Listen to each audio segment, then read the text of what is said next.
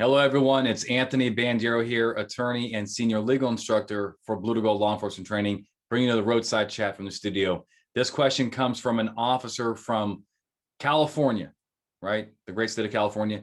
And he says, Anthony, I was watching your webinar on plain view and plain feel, and you talk about cases that allow cops to pat down backpacks, purses, and so forth. And can you share with me some cases that talk about that issue?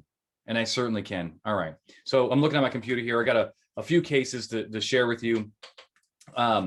So generally speaking, these cases come into two flavors, right? One is where the officer is removing the backpack, purse, duffel bag, from the person and putting in their car, and they're, securing it in the trunk and so forth. And, I think we all can agree that those cases present very little issues. Here's an example. State versus Jones, New Jersey, 1981, right? So the officer took the shoulder bag from the suspect, and because they thought potentially it could be a weapon in there, but just threw it on the seat, in the car, and the purse, the bag fell over and drugs fell out, right?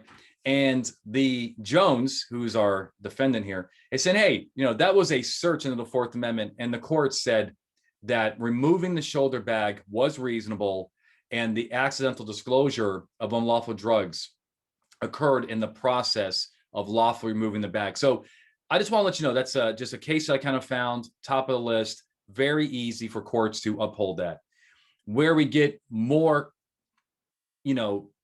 conflict and arguments is when cops are actually searching the bag. Now, here's what I teach. Now, first of all, you have to have a reason that the person is armed and dangerous. Otherwise, you can't pat them down or their backpack, purse, and so forth. So check, right?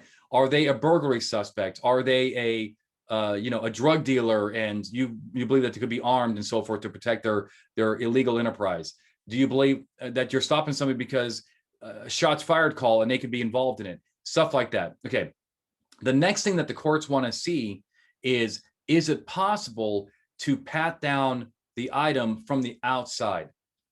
That just makes sense, because that's kind of like the same rule that applies to people. If you're going to pat me down, for example, it would be improper to just immediately open up my coat and, they want to start from the outside in. Now, if I have a huge winter coat on and you cannot reasonably feel any discerning characteristics of a gun or weapon, then the court is going to allow you to peel the onion. That's what I kind of teach. You peel the onion, you take off a layer, or you go underneath a layer until you can reasonably feel if there's a weapon or not. So that's kind of what we're talking about here. But they want you to start from the outside. Now, some bags are not able to be frisked from the outside because it's not a pliable material. It's very thick, and you would not feel a knife. You would not feel a blunt object, or maybe even a firearm. Let me give you a case about this. This is a case out of Massachusetts, the Commonwealth versus Pagan, 2003, where the cops opened, actually, they actually opened up the backpack because this guy was a burglary suspect, and they found evidence in plain view. And the court upheld it because, in fact, actually, in this case, they did not try to plain feel it from the outside first, but the court addressed that issue and said, hey, look, even if the cop did that first, the evidence shows that the bag was not pliable, was not conducive to actually patting it down from the outside. So it wouldn't have made a difference. But I do want you to know that they did bring that up. It was an issue in the case. So don't forget that if you are not going to pat it down from the outside first, and you're just going to open it up, you better have a reason for that. I also, this issue is not very clear. There's no Supreme Court case on this. So we fight at the lower levels. But I do want to say that some courts do want you to try to remove the bag from their, control, if possible, before searching it, for weapons and so forth. that's fine, but I need cops to be safe too. So use good judgment out there. If you have strong reasonable suspicion that this person has a weapon, you got to do what you got to do to be safe and just articulate why you're doing it. It wouldn't, to me, make sense that you're detaining a person potentially involved in a shots fired call or a drive-by, and they have a backpack with them where the weapon could be. You patted them already. They don't have the weapon on their person, and they have this backpack, and then you're just going to remove it and put it where, when it has a gun in it.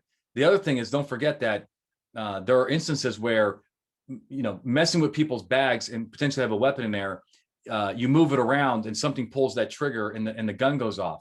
So talk about that too, if that's appropriate. If it's a knife call, well, that might be a little different, but still, don't forget another logic here is that people that are detained are not under arrest. So at the point of detainment, until, unless you're going to make an arrest, they are going to leave that scene at some point. Well, if they have a weapon in that bag, that can be just as dangerous when they leave and so forth. And I know you're like, Anthony, but I've not seen a lot of examples where people grab a gun and turn around and shoot the cops after leaving. There may not be a lot of examples of that, but that's still a legitimate officer safety issue where the person could have a bad motive to actually hurt you or somebody else. So the point is, use good judgment. The Fourth Amendment only prohibits one type of search or seizure, the unreasonable one. Therefore, if you're being reasonable, you're being lawful. Well, being reasonable requires articulation. Explain to the court why you're doing what you're doing. I hope that helps. So the answer, can you pat down bags? The answer is yes, right? Especially when it's not feasible to move it. If you are going to, remove it and secure it, but if you are going to pat it down, start from the outside. And if you cannot discern, then articulate that it was not pliable, hard-sided case, something like that. And then you're going to open it and just do a cursory view inside. All right. Hope it helps. Guys, thank you. If you like what I'm doing here, hit the like button or comment, subscribe, tell your friends. That's all I ask from you. Okay. So until next time, my friends, keep doing the great work out there. All right. When it comes to law enforcement training, we are the gold standard. Visit bluetogold.com or call 888-579-7796 to learn more about our training, books, and free webinars. Also, don't forget to like, subscribe, and share this channel.